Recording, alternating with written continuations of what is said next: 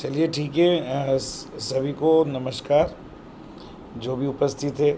अभी आज हम 1 to 1 स्टार्ट हमने किया है। फिर भी हमारे बीच में 4 कैंडिडेट है, लेकिन इंटरव्यू अभी 1 to 1 ही चलेगा। ज्योग्राफी, पीजीटी ज्योग्राफी का इंटरव्यू हम स्टार्ट कर रहे हैं। हमारे बीच में दिल्ली से प्रीति खोकर जी है। प्रीति खोकर, अब मैं आपसे अनुरोध करता हूँ, आप अपना परिचय दें। Describe yourself, tell something about yourself. Hindi, English, जिसमें आप देना चाहें। Yes. Thank you, sir, for giving me the opportunity to introduce myself. First of all, good evening to all. My name is Preeti Khokar. I live in Delhi, but my hometown is in Haryana. I did my secondary schooling from KV Sector 25 Rohini, where I am presently working as PGT Geography on contractual basis.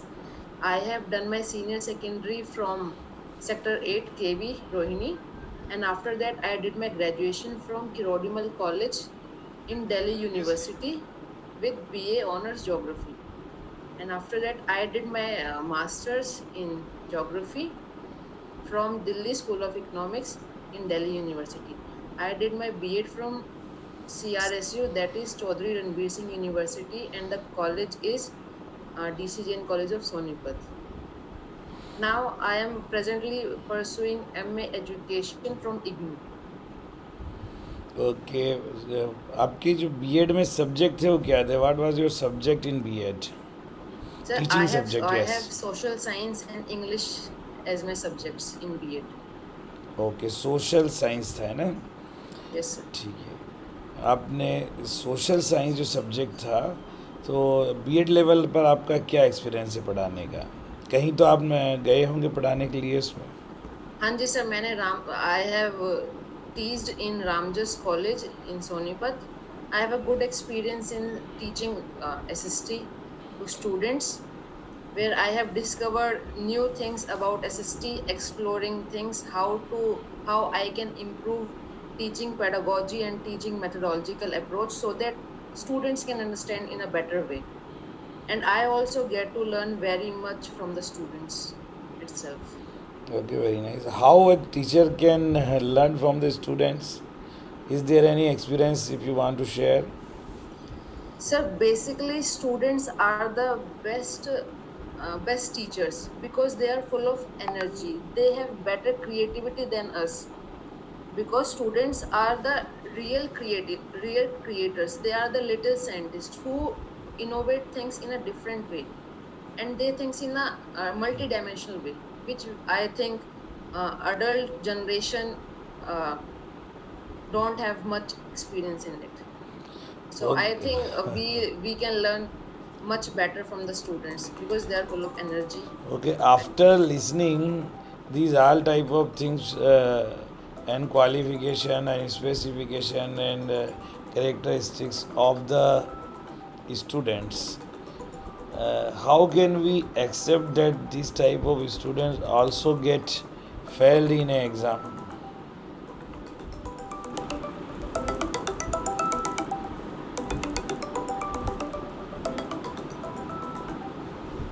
Sir, when they don't get proper guidance or when they lose their direction, this can result in their failure. So we can help them to motivate in a better direction so that they can utilize their energy in a channeled way, so that they'll achieve whatever they want to achieve in their life. Okay, you are now a teacher in Kendriya Vidyalaya as a PGT Geography. Before this school, uh, is there any experience from other institution? Sir, I haven't worked as PG2 Geography in any institution. I have joined uh, on 1st April in this institution for the first time. Before that, I worked as for experience to teach students for an NGO without any fee. Okay, in which year you have done your PG degree in geography? Sir, I have took admission in 2018 and completed it in 2020.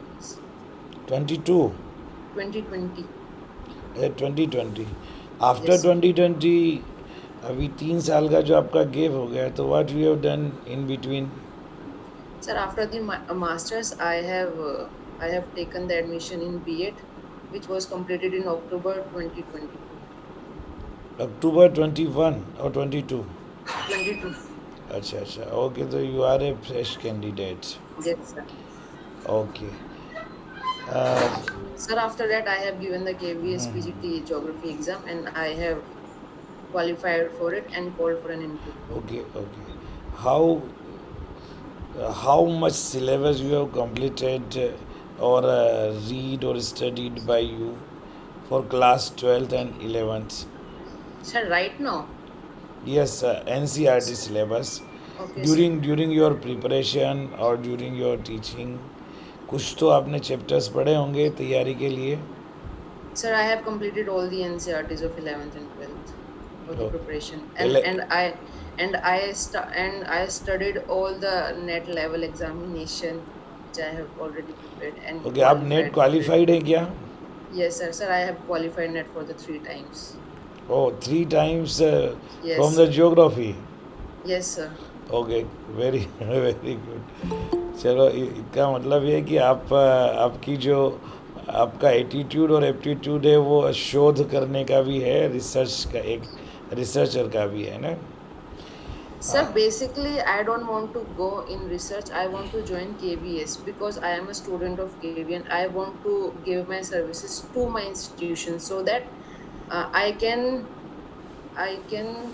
better give my services to my institution. From that, I am that much developed that I am. आप जहाँ पे teacher है वहीं से आपने class 12 किया है? Ye- Sir, I have completed my first to 10th class from KV Sector 25, and right now I am teaching there.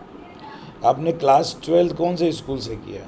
Sir, because there was no class 11th and 12th in Sector 25, so I have to get admission in Sector 8, and there I completed my senior secondary school. Sector 8 Rohini और are के पुरम. Yes, sir, Rohini, near In Sector 7. in which year you have qualified class 12th? Sir, 2015. I have qualified 12th in 2015. 2015. Anji, sir. Okay. Who was the PGT geography there? Sir, PGT geography ma'am was Punu Upadhyay, Miss Punu Upadhyay. Okay. Be honest में एक question आपसे यहाँ पूछना चाह रहा हूँ हाँ जी कि सर. एक्चुअल में ईमानदारी से बताइए कि आपने क्लास 11-12 लेवल पर जो ज्योग्राफी की पढ़ाई की केवी में, हाँ जी सर. तो उस पढ़ाई में प्रैक्टिकल टीचिंग में, थ्योरी टीचिंग में आप ऐसी कौन सी कमियां या आप महसूस की होगी कि आप उसे और बेहतर तरीके से एज ए पीजीटी ज्योग्राफी करना चाहेंगे? सर, मैं ये कमी तो नहीं कहूँगी. वो सब टीचर की अपनी पेडागोजिकल अप्रोच होती है. मैं किसी टीचर की कोई कमी नहीं निकाल पाऊंगी इसमें, बट मैं क्या ऐड कर सकती हूँ मैं वो बताना ज़रूर चाहूँगी. हाँ, ये बताइए. मैं एज अ जोग्राफी स्टूडेंट, मैं ये नहीं कहती कि मैं जोग्राफी की फुल मतलब टीचर हो सकती हूँ. मैं आज भी जोग्राफी को लर्न कर रही हूँ. मैं आज भी अपनी जोग्राफी को इम्प्रूव कर रही हूँ थ्रू स्टूडेंट्स और थ्रू करंट इवेंट्स. तो मैं ये चाहूँगी जो हम जोग्राफी को स्टडी करते हैं उसको हम रियल लाइफ में अप्लाई कर पाए, उसको ऑब्जर्व करके हम स्टडी कर पाए with real events also. Geography is the subject which we can live through our lives. So that's my approach. Okay. मैं चाह रहा था आप ये बताएं कि आज जो डिजीज, उस समय जो 2015 की सिचुएशन डिफरेंट थी. After corona times there are so many types of technology implemented in Sir, teaching learning you want process. my real experience or you want my experience as an interviewer? Sir, तब मैं आपको बता पाऊंगी कि तब मैं मेरे साथ क्या सिचुएशन थी ज्योग्राफी की. आप रियल में इंटरव्यूअर की तरह पूछ रहे हैं या एक जनरल क्वेश्चन पूछ रहे हैं मुझसे? नहीं, मैं एक, आप जनरल दोनों ही लीजिए. आप जनरल क्वेश्चन भी पूछ रहा हूँ और इंटरव्यू के लिए भी पूछ रहा हूँ कि आप ये बताइए कि आप ऐसा क्या बेहतर करेगी जो आपको अब इस पोस्ट के लिए सूटेबल कैंडिडेट बनाता है, या आप बाकी अदर ज्योग्राफी टीचर से आप कैसे डिफरेंट होगी कि भाई आप ही का सिलेक्शन किया जाए? Sir, I will use multiple pedagogical approach like multimedia use. For example, I can use my animation for the better understanding of physical geography. I can let students to visit field trips so that they can understand the things in a better way, so that they can relate that thing in their life. That will be my approach. Geography को हम जीना सिखाएंगे, सिर्फ geography को हमें रट कर नहीं सीखना। हमें अच्छा, ज्योग्राफी से चलिए क्या। अच्छी बात है। आप how you will connect geography with students life, कैसे जीना सिखाएंगे आप, बताइए एग्जांपल कुछ। सर जैसे for example physical geography we can see it everywhere, like where we visit in holidays, like जैसे माउंटेन्स हैं, माउंटेन्स का फॉर्मेशन कैसे हुआ है, हमने वो चीज़ पढ़ी, हम उसको सामने देख सकते हैं। टाइप्स ऑफ रॉक्स है, जैसे जैसे क्लाइमेट है, क्लाइमेट चेंज में क्या चेंजेस आ रहे हैं, कार्बन डाइऑक्साइड कैसे इफेक्ट कर सकती है क्लाइमेट चेंज का, वो सब हमने ज्योग्राफी में पढ़ा है। हम उसको रियल लाइफ में देख सकते हैं, उसके कॉन्सिक्वेंसेस क्या है। एनवायरमेंटल वैल्यूज हम बच्चों में इनकलकेट कर सकते हैं, एनवायरमेंटल एथिक्स डाल सकते हैं। सर ये सब ज्योग्राफी का ही पार्ट है, और geography is the mother of all sciences. हम जो भी सब्जेक्ट पढ़ते हैं उसमें ज्योग्राफी का कहीं ना कहीं पार्ट है। एनवायरमेंटल एथिक्स क्या है, बताइए थोड़ा। सर एनवायरमेंटल एथिक्स मींस जिसमें हम एनवायरनमेंट को थोड़ी ज़्यादा इंपॉर्टेंस देते हैं, एनवायरनमेंट के अकॉर्डिंग सोचते हैं। जैसे सस्टेनेबल डेवलपमेंट का कॉन्सेप्ट है, हम डेवलपमेंट करते हैं but in order to sustain the resources so that they can reach the future generation. ऐसा नहीं है कि हम रिसोर्सेज को आज ही ख़त्म कर दें और फ्यूचर जनरेशन के लिए वो एग्जिस्ट ना कर। तो हमें एनवायरनमेंट को ऐसे सस्टेन करना है कि वो फ्यूचर जनरेशन के लिए भी उतने ही ज़्यादा यूज़फुल रहें जितने आज हमारे लिए, with the help of technology. जैसे आप क्लास 11 के ऐसे चैप्टर्स के या कंटेंट के नाम बताइए, टॉपिक्स के, जिस पर आपकी कमांड सबसे बेहतर हो। Sir climatology, composition and structure of atmosphere, इसमें आप प्रेशर बेल्ट्स। हम्म, इसको आप कैसे स्टूडेंट को बेहतर तरीके से समझाएंगे, क्या क्या टीएलएम यूज़ कर सकते हैं, क्या एनिमेशन और क्या डिजिटल टेक्नोलॉजी और क्या आईसीटी आप यूज़ करेंगे इसमें। Sir in the composition and structure of atmosphere में सर मैं इमेजेस यूज़ कर सकती हूँ। स्ट्रोपोस्फेयर है, स्ट्रेटोस्फेयर में सैटेलाइट्स दिखा सकते हैं, ओजोन लेयर दिखा सकते हैं। ओजोन और लेयर, ओजोन लेयर कैसे दिखा सकते हैं बच्चों को? सर इमेज के थ्रू कि उसकी प्रेजेंटली मतलब कहाँ पर सिचुएटेड है स्ट्रेटोस्फेयर में।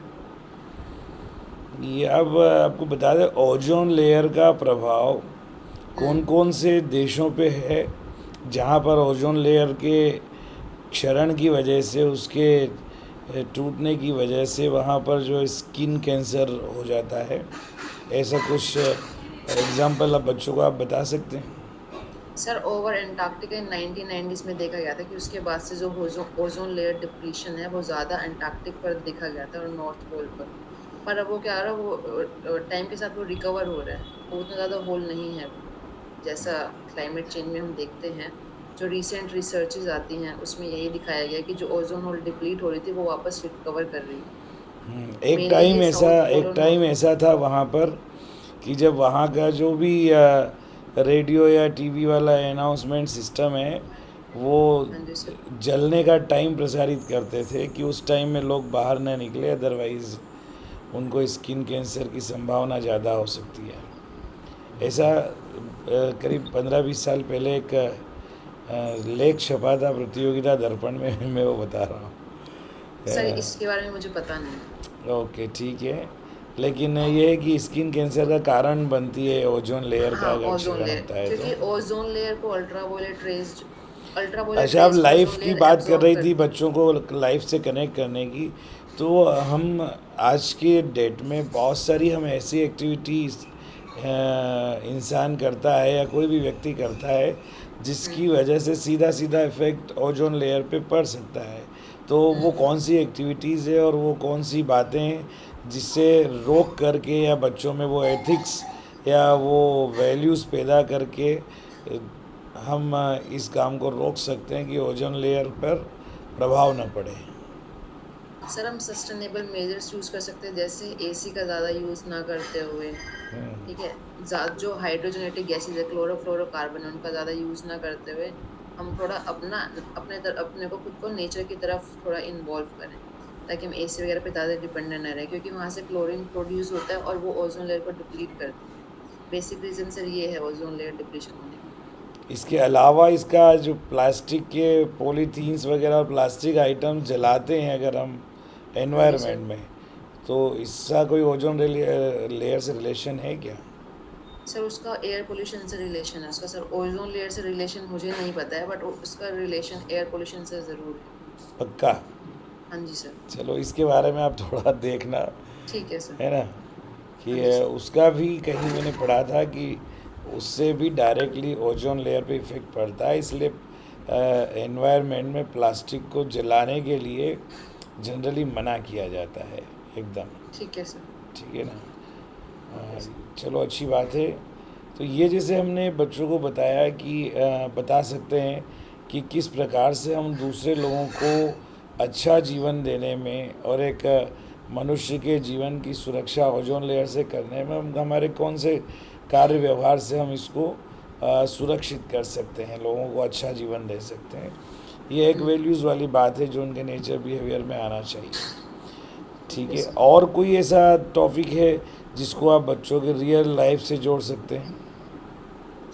सर रियल लाइफ से, पर उसका कॉन्सिक्वेंसेस हम रियल लाइफ में देख सकते हैं। जैसे आज के टाइम में साइक्लोन है, जैसे साइक्लोन अभी recently south east bay of Bengal में डेवलप करा है, तो उसको हम देख सकते हैं कि रियल लाइफ में उसका क्या इम्प्लीमेंटेशन है। जैसे मानसून का इम्प्लीमेंटेशन उसका, सर ये रियल लाइफ से हम कनेक्ट कर सकते हैं। मानसून के कारण और वर्षा के कारण हाँ जी कहाँ सर। पे मतलब वायु के दाब के वजह से या और किसी कारणों की वजह से वर्षा बहुत जल्दी हो जाती है और कहाँ पर वर्षा में समय लगता है, मानसून देर से क्यों आता है, ये बच्चों को कैसे समझाएंगे? सर ये बच्चों को मैप के थ्रू ड्रॉ करके सिखा सकते हैं और उनको केस स्टडी दे सकते हैं। लेकिन जब भी मानसून आता है तो हम उन्हें न्यूज़पेपर की जो कटिंग्स हो सकते हैं वो प्रोवाइड करा सकते हैं कि अब की बार एल नीनो वाला ईयर है या मानसून कैसे इफेक्ट करने वाला है। वो हम देख सकते हैं कि वो कैसे एग्रीकल्चर, इंडिया का जो एग्रीकल्चर है, इरीगेशन सिस्टम को कैसे इफेक्ट करेगा। क्योंकि इंडिया का जो रेनफॉल सिस्टम है वो 80% डिपेंड करता है मानसून पर, जो कि सिर्फ 4 महीने में हम रिकवर करते हैं मानसून से 80% ऑफ द रेनफॉल। चलो अच्छी बात है। बच्चों को ये कैसे बताएंगे हम कि सबसे अधिक वर्षा देश में कहाँ पर होती है और उस सबसे अधिक वर्षा वहाँ होने का क्या कारण है? सर सबसे ज़्यादा बारिश होती है चेरापूंजी मौसिन राम में, मेघालय में। उसका क्या रीज़न है सर? उसका रीज़न है ओरोग्राफिक रेनफॉल। वहाँ पे बारिश सबसे ज़्यादा होने का मतलब ये नहीं है कि हर रोज़ बारिश होती है। उसका मतलब ये है जब मानसून आता है तो वो पूरे साल की उसी टाइम में बारिश रिसीव कर लेता है। इसलिए उसको बोला जाता है कि हाईएस्ट रेनफॉल वहीं पर होती है। और एक और रीजन है इंडिया में जहाँ पे हाईएस्ट ये रेनफॉल होती है, जैसे चेरापूंजी कहाँ पे और मासीन राम कहाँ पे? सर मेघालय। दोनों ही मेघालय में हैं? हाँ जी सर। सर एक ही जगह पे हैं सर वो भी। अच्छा अच्छा, कौन से मोहसिन जिले में? राम के।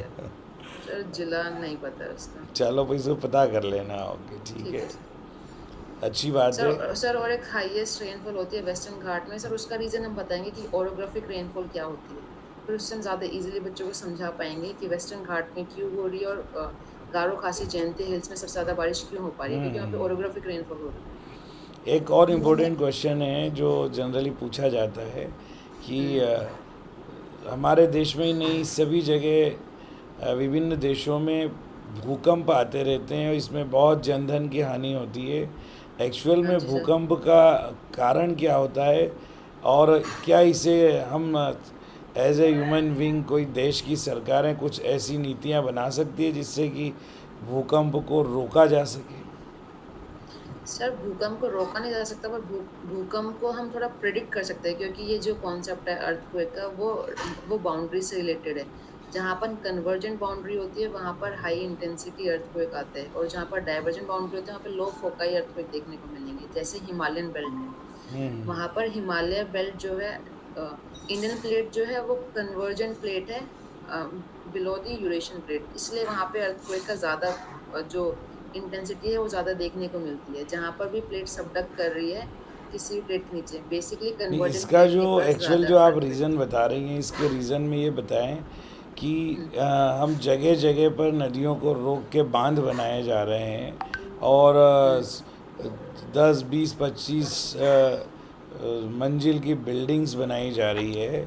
क्या इसका ये भी क्या एक भूकंप का कारण हो सकता है? बड़े बड़े बांध बनाना और बड़ी बड़ी बिल्डिंग्स बनाना और रोड वगैरह बनाना या और हैवी इस तरह का कंस्ट्रक्शन करना?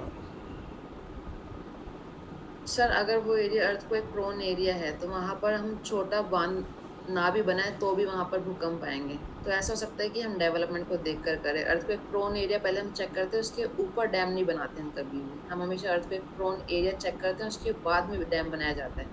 और जो बिल्डिंग्स होती है वो अर्थक्वेक प्रोन रीजन से कभी बिल्ड नहीं की जाती। जैसे जम्मू कश्मीर में एक डैम बन रहा है, शायद सर चिनाब डैम बन रहा है, उसकी पूरी अर्थक्वेक को मेजर करके कि कितना वो अर्थक्वेक को जो है मतलब रेसिस्ट कर सकता है, उसके अकॉर्डिंग हम डेवलपमेंट करते हैं। ठीक है। इंसान या सरकार या कोई भी साइंटिस्ट क्या इस तरह का सजेशन है जिससे कि हम भूकंप को रोक सकते हैं या इसके प्रभाव से बच सकते हैं? सर यही है, अर्थक्वेक रेजिस्टेंस बिल्डिंग्स हम बना सकते हैं और हम देख सकते हैं जहाँ पर अर्थक्वेक ज़्यादा आते हैं वहाँ पर हम ऐसा कोई कंस्ट्रक्शन वाला काम ना करें। सर ये इसका बेस्ट सबसे यूज है। ज़्यादा भूकंप कौन से देश में आते हैं? सर सबसे ज़्यादा भूकंप आते हैं सर जापान में। क्या रीज़न है उसका? Sir volcano, eruption of volcano बहुत ज़्यादा था। रिंग ऑफ पैसिफिक वहाँ रिंग है यहाँ पे, रिंग वहाँ ऑफ फायर। भूकंप से बचने के लिए वो लोग क्या करते हैं? सर भूकंप से बचने के लिए सर उन्होंने वुडन हाउसेस बनाए हुए हैं। यस। देखिए, जापान टेक्नोलॉजी में बहुत इम्प्रूव और बहुत डेवलप देश है। हाँ बावजूद जी सर। इसके कि सबसे ज़्यादा संघर्ष और आपके जोग्राफिकल जितने भी प्रॉब्लम्स होती है, जितने भी भौगोलिक आपदाएं आई है, वो जापान में हाँ जी सबसे सर। ज़्यादा आई है। हाँ जी सर। और युद्ध में भी नुकसान झेलना पड़ा है तो जापान को सबसे ज़्यादा देखना पड़ा है। अभी पिछले 2-4 साल पहले भी बहुत बड़ा सैलाब आया था तो जापान में आया था। सुनामी। लेकिन बावजूद हर तरह की जोग्राफिक सिचुएशन के, हर तरह के मुसीबतों से संघर्ष करने के बावजूद भी जापान जो है वो एक विकसित देशों की श्रेणी में है और बहुत ही डेवलप माना जाता है। वहाँ की टेक्नोलॉजी अपने आप में बहुत मायने रखती है। इसका हाँ जी क्या सर। कारण हो सकता है? सर इसका कारण है पॉपुलेशन को एफिशिएंटली यूज़ करना। पॉपुलेशन को बड़ी जुडिशली यूज़ किया है उनकी कंट्री ने। पॉपुलेशन को एज अ रिसोर्स माना है वहाँ पर। सर ये मैं बेसिक रीज़न मानती हूँ। पॉपुलेशन को किस तरह से? पॉपुलेशन तो हमारे यहाँ सबसे ज़्यादा है। अभी तो हम विश्व में सबसे ज़्यादा जनसंख्या वाला देश हो गए हैं। चीन से भी आगे हो गए ना। सर लेकिन सबसे ज़्यादा एम्प्लॉयमेंट हमारे ही देश में है, क्योंकि हमारे देश में जो यूथ है उसको चैनलाइज नहीं किया गया है। काफ़ी लोग जो है मतलब 10% लोग जो है इंडिया को छोड़ना पसंद करते हैं, वो बाहर जाकर पढ़ना पसंद करते हैं। रीज़न क्या है? उसका रीज़न है कि जो गवर्नमेंट है वो बेटर फैसिलिटी प्रोवाइड नहीं करा पा रही है। ये देखो, जो एक अकॉर्डिंग टू एक नई अकॉर्डिंग चीज़ टू सर नई रिसर्च चीज़ आती रिसर्च है। के अकॉर्डिंग एक ये। एंटरप्रेन्योरशिप होती है जिसको हाँ जी उद्यमिता कहते हैं कि आज के ज़माने में हमें सर्विस प्रोवाइडर बनना चाहिए और केवल सर्विस वाला नहीं बनना चाहिए। बहुत सारे रीज़न हैं इसके पीछे। गवर्नमेंट ने, मैं समझता हूँ कि गवर्नमेंट ने यूथ के लिए जितना पैसा खर्च किया है, मतलब जितना पैसा रिलीज़ किया है, उस पैसे का यूटिलाइज ठीक ढंग से नहीं हुआ है। और यूटिलाइजेशन अगर ठीक ढंग से नहीं होगा, इम्प्लीमेंटेशन। इम्प्लीमेंट करने वाले लोग करप्ट हैं।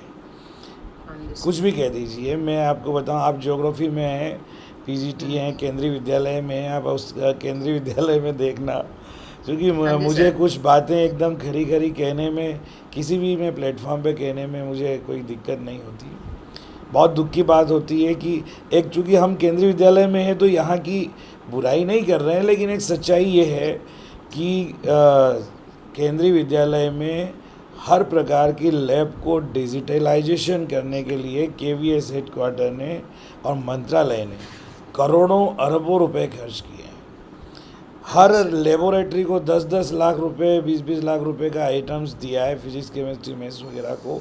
इंटरेक्टिव बोर्ड और 10-10 स्मार्ट क्लासेस स्कूलों को अवेलेबल करवाई है। यहाँ तक कि दुनिया का कोई भी, कम से कम इंडिया का तो कोई भी ऐसा प्राइवेट पब्लिक कॉन्वेंट स्कूल नहीं होगा जो अपने टीचर्स को 10-10, 20-20 टीचर्स को 1 से 1.5 लाख रुपए के एप्पल आईपैड अवेलेबल करवाए हाँ जी कोरोना सर। टाइम्स में। ये कोई नहीं कर सकता। और इतनी बढ़िया लेबोरेटरी, इतने इंस्ट्रूमेंट नहीं होते। लेकिन उनको यूज़ करने की बजाय उनको पता नहीं ऐसा क्या है कि जिसके चार्ज में रहते हैं वो धूल चढ़ी रहती है। और और वो मुझे देते नहीं है, दस वो देते लाख नहीं है किसी रुपए को यूज खर्च करने के करने के बावजूद 10 दिन भी शायद उनका ठीक से उपयोग नहीं होता है, और वो एज इट इज़ कंडम्ड कर दिए जाते हैं, उनका एक्शन हो जाता है। और हम करोड़ों लाखों रुपए की चीज़ को अ, ये सोच लीजिए 100 रुपये किलो के भाव में बेच देते हैं। ये हाँ जी बहुत सर। दुख का बहुत बड़ा कारण है। अब इसमें बताओ गवर्नमेंट कहाँ जिम्मेदार है? सबसे बड़ी जिम्मेदारी किसके कंधे पे है? सर सिटीजन्स के कंधों पर है, टीचर्स के कंधों पर है, प्रिंसिपल के भाई कंधों पर प्रिंसिपल जरूर बीच में आएगा इसमें। है। सर बिना बिना प्रिंसिपल की परमिशन के टीचर कुछ नहीं कर सकते।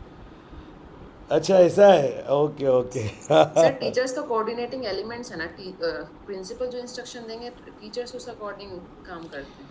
नहीं नहीं, देखो कोई भी प्रिंसिपल, मुझे लगता है केवीएस का कोई भी प्रिंसिपल आपको किस चीज़ के लिए अनुमति देगा? देखिए लेबोरेटरी का इंचार्ज आप है, ताला चाबी आपके पास है, स्मार्ट क्लास का आपके पास है, पासवर्ड आपके पास है।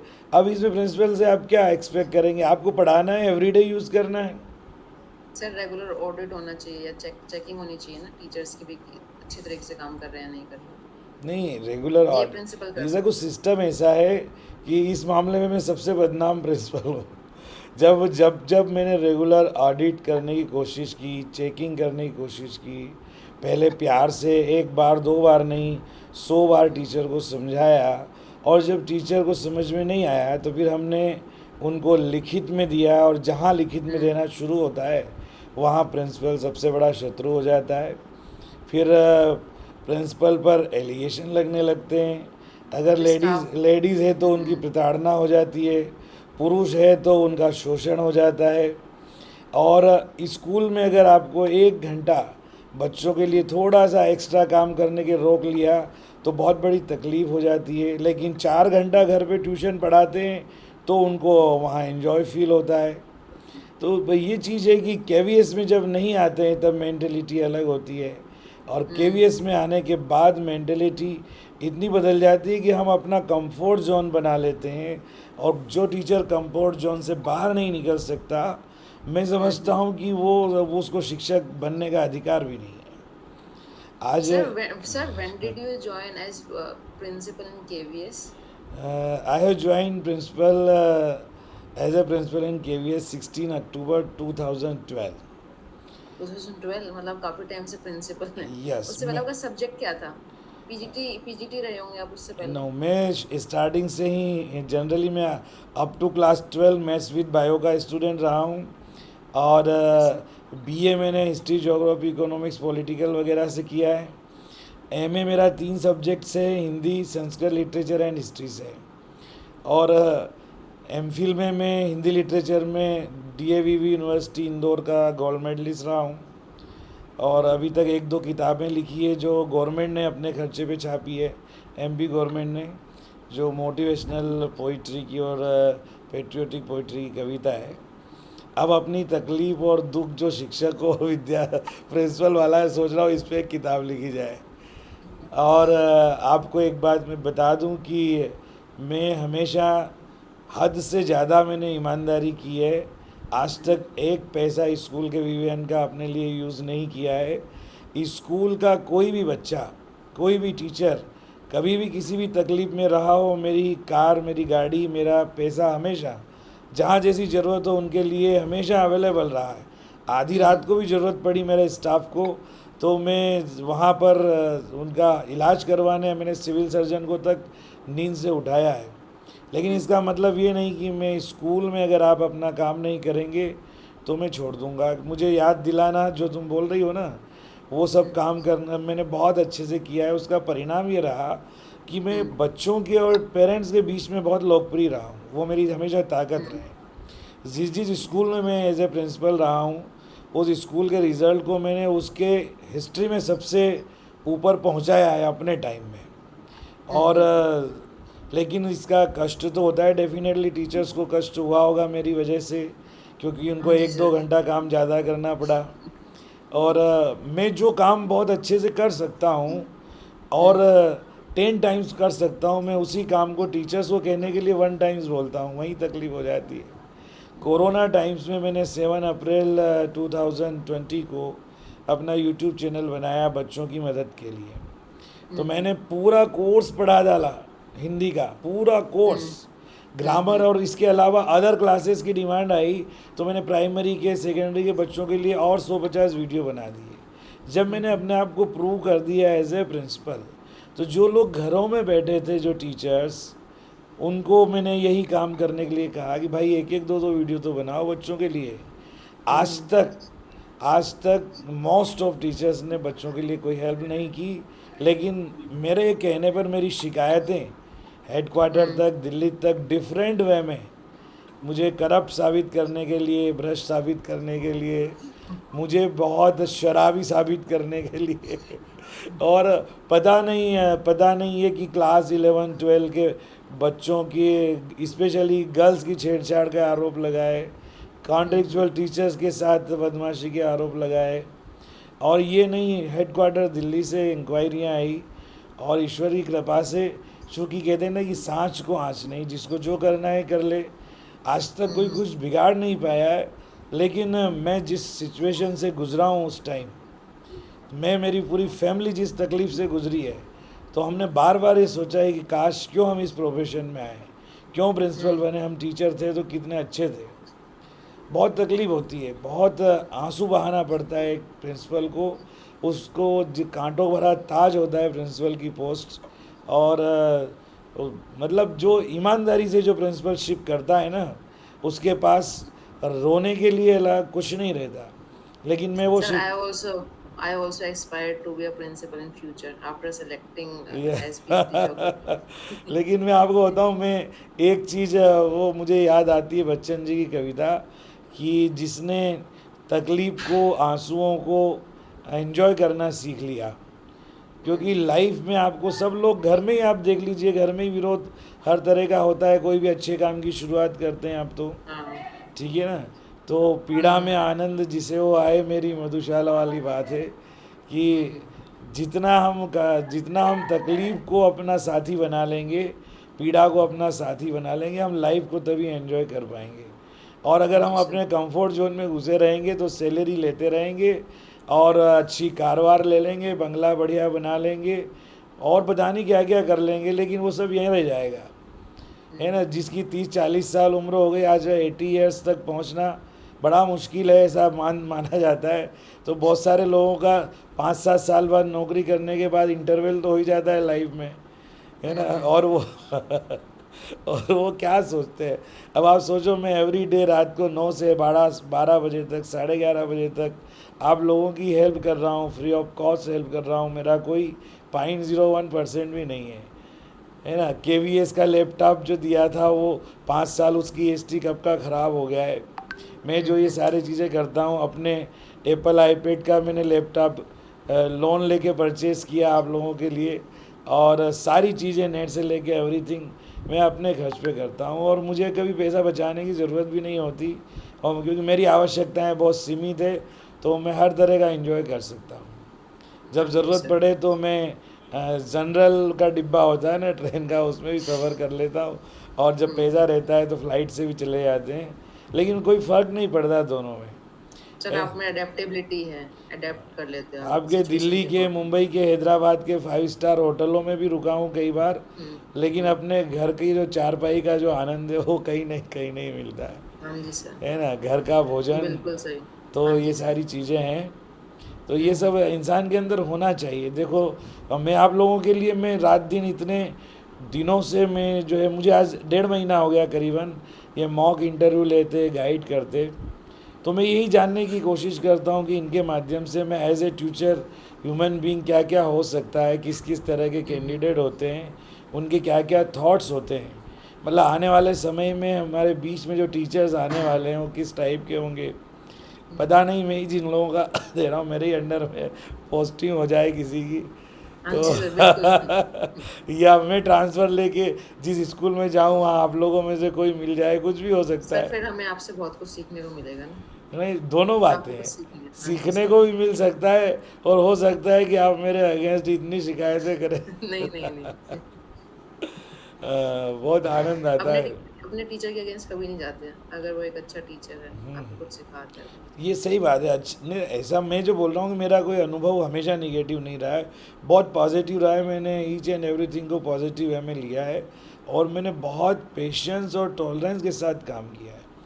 बियॉन्ड द वे जा कर के टीचर्स की मदद की है, लेकिन बावजूद उसके कुछ दो चार नमूने हर विद्यालय में ऐसे होते हैं कि हाँ जी। उनको सबक सिखाना ज़रूरी हो जाता है और वहीं से प्रिंसिपल फिर इनके टारगेट पे आ जाता है, क्योंकि इनकी जो टीचर्स यूनियन है उनमें जो हाँ नेता जी सर। लोग हैं, उनमें कई नेता लोग तो ऐसे हैं कि जिनकी, मैं यहाँ पे ऑनलाइन बोल रहा हूँ कि कई नेता लोग ऐसे हैं कि जिनको ठीक से बोलना भी नहीं आता, जिनको हाँ, अपने बिल्कुल नहीं। सब्जेक्ट पे कोई पकड़ नहीं, वो केवल नेतागिरी करते हैं और केवीएस को के लिए बहुत बड़े डिस्टर्बिंग एलिमेंट्स हो गए हैं। सबसे ज़्यादा केवीएस अगर उसका नुकसान हुआ है बच्चों को और इस सोसाइटी को, तो ऐसे घटिया नेताओं की वजह से हुआ है। वो कभी मेरे सामने, मैंने इनको हजार बार बोला, चुनौती दी कि मेरे स्कूल में आओ, बात करो मुझसे और उसके बाद आपको जो करना है करो, लेकिन आप लोग, ये लोग कुछ तो भी करते रहते हैं बिना सोचे समझे, बिना बात सुने, बिना किसी स्कूल की सिचुएशन को समझे।